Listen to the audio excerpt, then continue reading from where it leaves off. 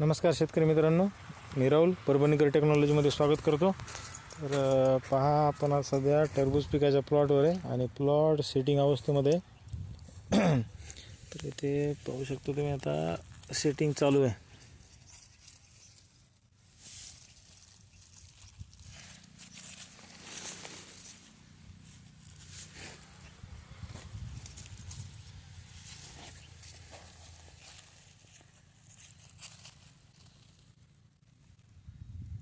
एका वेलीला फांदीवर 2-2 फळं आहेत।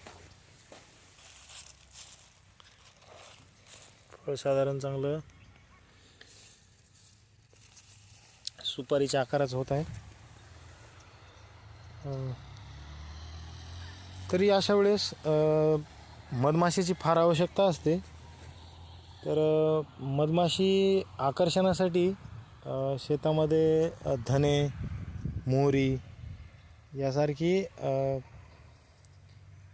रोप लावायला पाहिजे। म्हणजे सुरुवातीलाच जेव्हा आपण टरबूज बियाणं करतो त्याच वेळेला धने बांधाच्या काठाला किंवा मध्यभागी, तसेच मोहरी, शेंगडी या पद्धतीची पिके जर मध्यंतरी जर लावली तर त्याने काय होतं, मधमाशीचं बऱ्यापैकी आकर्षण चांगलं वाढतं आणि आपल्याला टरबूज खरबूज पिकामध्ये पोलनसाठी त्याची मदत होते।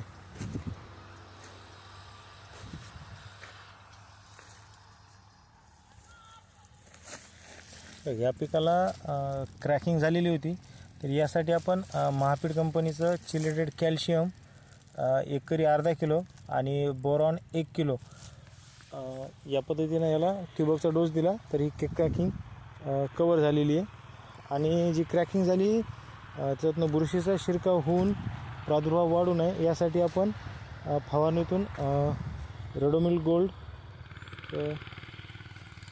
40 ग्राम फवारणीसाठी दिलं होतं।